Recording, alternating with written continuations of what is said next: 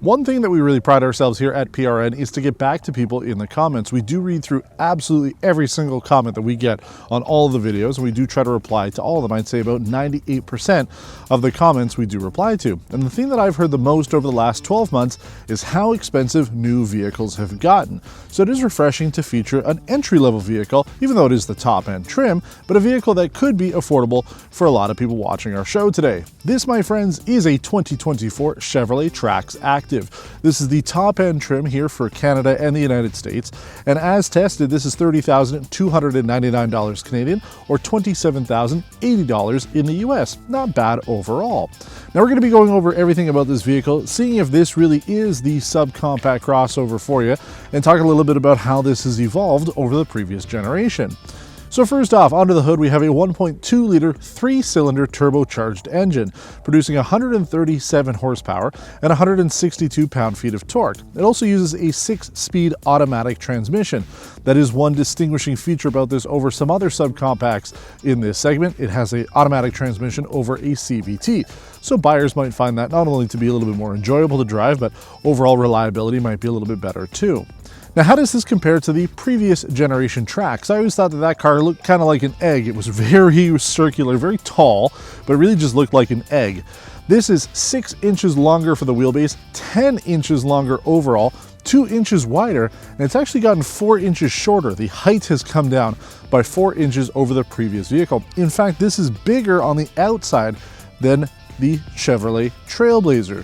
The height, not so much, that the Trailblazer is taller, but this is a longer, wider, and more wheelbase length vehicle than the Trailblazer, which is kind of hard to compare vehicles to, because I was going to say that this compares to other only front-wheel drive offerings on the market, such as the Nissan Kicks, the Toyota CHR, the Hyundai Venue, but all of those subcompact crossovers are significantly smaller than this. This is the biggest. And again, it only comes as front-wheel drive. So unlike the previous generation that was all-wheel drive as well, this is how Chevrolet is offering it. But it kind of replaces, I'd say, the Chevrolet Cruze. Now, I know for $30,000 today, you couldn't have gotten a Chevrolet Cruze for that kind of money back in 2018. It kind of topped out at what, 24, 25,000, but this is bigger. I'd say it's about the size interior wise as like a Malibu, so a mid-size vehicle. Trunk space is fantastic, and overall, I mean, this is a pretty good offering in the marketplace, especially compared to those that I mentioned. You're getting quite a bit for this. So what do you get? The Activ trim fully loaded. Here in Canada, the sunroof is an option. In the States, the sunroof and the driver confidence package are options. This vehicle comes with all of that, so it's pretty much fully loaded. You get an 11-inch infotainment system, 8-inch driver information cluster, heated seats with steering wheel, that's only for the front seats, keyless entry, remote starter, the sunroof, as I mentioned, and single zone automatic climate control. Now, the infotainment and gauge cluster, pretty similar to what James recently tested in things like the Colorado and the Canyon, the new trucks, and even something like the Chevrolet Blazer EV I did, is running essentially the same UI. I can't get wireless Apple CarPlay to work. My phone will not connect to the Bluetooth on the car. I've restarted my phone. I've nuked the settings on the car. I don't know. I mean, it's a press car. These things get beaten up a little bit more, but I'm kind of disappointed. So I do have to use wired Apple CarPlay.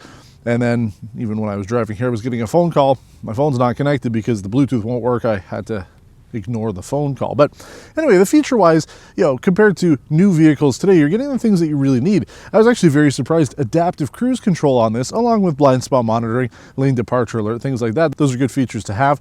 Backup cameras are mandatory. You do have that. So overall, I mean, you're getting a pretty complete vehicle for what you would really need. Not necessarily all the features that you might want, but again, for about $30,000, you can't ask for too much more. So let's hit the road down, see if the 2024 Chevrolet Trax is the vehicle for you, and everything else about the ride, drive, and handling as we take it around the town and see if it really could be a good option for you. We're on the road now in the Chevrolet Trax Activ, and you know what? Got to give GM credit, got to give a lot of manufacturers credit these days. I'm a big guy, and I say that a lot of the vehicles I sit in, I just don't fit very well. This is a subcompact. As I mentioned, it is kind of on the larger side of things, but it is still a subcompact crossover, and I fit surprisingly well. In fact, they fit better in this than some other larger vehicles. You know, GM and other manufacturers have really been taking care to think not so much anymore about the overall leg and headroom, because for the most part you're getting that no matter what, but it's the width, right? It's shoulder room, it's hip room. I'm finding more and more vehicles are just better in those regards. Like, it's just so easy for me to get into these, and I'm a big guy. So again, that's another thing that we hear quite a bit in the comments. A lot of people say, hey, you know, I'm also a big guy just like yourself, and being able to see your video and see how you fit in these is really good. So there you go. It helps people out to know. Obviously, if you're smaller than me, which most people are, you'll have no problems whatsoever. But I did like that. That was a good thing. First thing I really noticed when I got into the vehicle. So let's talk about the fuel efficiency, and then we'll talk about everything else. We completed our 100 kilometer test loop in this in 6.7 liters per 100 kilometers. Not too bad overall. We haven't really done too many subcompacts like that. It is better than both the Kia Seltos and Hyundai Kona. Those did about 7 and 7.1 respectively. Difference with those are all-wheel drive, and you know, dimensions are a little bit different too, right? Those vehicles kind of come with a little bit more features, so they're a little heavier as well. So I mean, not too bad overall until we start doing other small vehicles. We won't know for sure how that really stacks up, but for the most part, not bad numbers. And highway numbers though, it did actually get a little bit worse. I was averaging originally when I picked the vehicle up like closer to 7.5 liters. So, you know, keep that in mind. It's not the most fuel efficient, even though the engine is small. We do find that a lot of these really small engines, they just end up having to work harder to do essentially the same thing that a larger engine does. So we'll see. You know, we've been talking about it now for years. Displacements are getting smaller. A lot of manufacturers are going for smaller, more fuel efficient engines. You know, this is not the first 3-cylinder that we've seen. So for the most part, it's okay. You know, getting up to speed is acceptable. I mean, you know, you're not going to be racing this thing. There's no sport mode. There's actually no drive modes or anything like that on the vehicle whatsoever. So you're basically just start it up and you go. So there's no eco mode or sport mode or anything like that. But you do have the option to put it into lower gear, and then you can control the gears through the little button on the control, you know, just to the side of the shifter there. I don't know why you'd want to do that, whatever. I mean, it's a 6-speed at least versus a CVT, but yeah, nothing to really write home about when it comes to the overall, you know, performance of the vehicle. If I were to put 4 people in here, I think it would be a little sluggish. Aside from that though, I mean, it's not bad for again, subcompact type of vehicle. Ride and everything is also pretty much in line with anything else in the segment. You know, the suspension, you do feel some of the bumps. You do hear a lot of the road noise, you know, and again, kind of the same in other vehicles in this segment. You know, you're just going to hear a lot more of the road. But for the most part, like, again, it's good. If you think about, you know, Chevrolet Cruze, which we actually featured back as a 2017 model year. So it's been like, what, 8 years, 7 years? One of the newer vehicles that we did on test drive. Comparing that to this, I mean, there's a lot more going on for the infotainment. You know, while it's relatively limited, it is still nice to have. And if, you know, you get one that has Apple CarPlay wirelessly that works, even better. But, you know, I can plug my phone in. There's a wireless phone charger. I've got that as an option. So I mean, like, the features that you really need are on this vehicle. Rear seat space, I fit.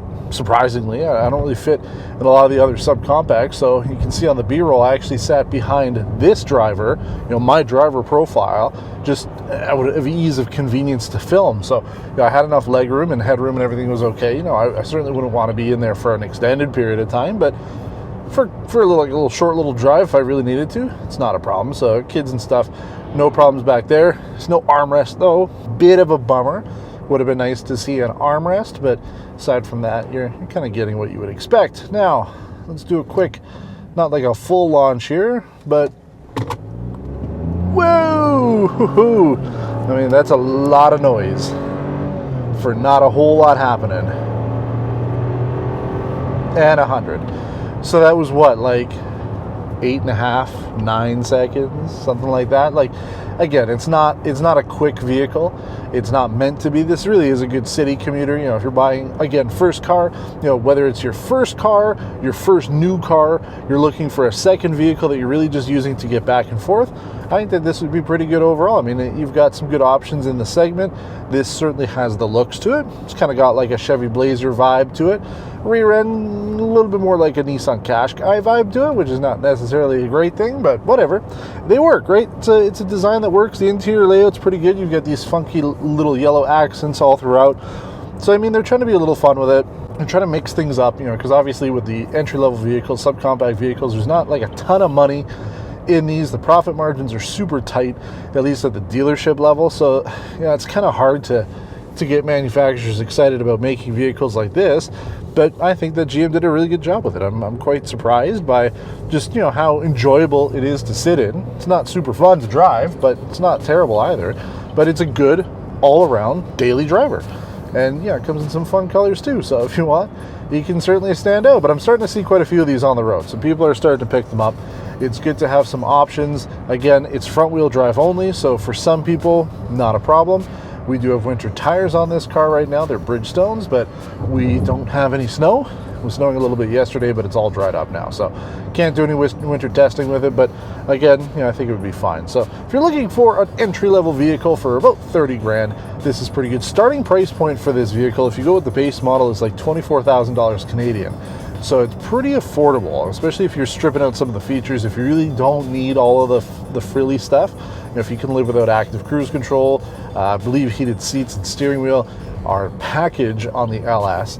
So I mean, you can really strip this down if you needed to, but then again, you know, gives you some options. So let me know in the comments below, is the Chevrolet Trax a vehicle that interests you? If we're seeing sort of the right direction for these entry-level vehicles, or do you still think they're too much? Because I think that this is one of the most affordable ways to get a vehicle in 2024 that is brand new. So let me know in the comments below what you think of the Trax. Everything else about it, you can see, you know, some photos and stuff. We'll have it online. We have our website at prntestdrive.com. You can check that out to find out a little bit more about the vehicles. We do written reviews of most of the stuff that we do. So thanks for watching, and until next time, take care.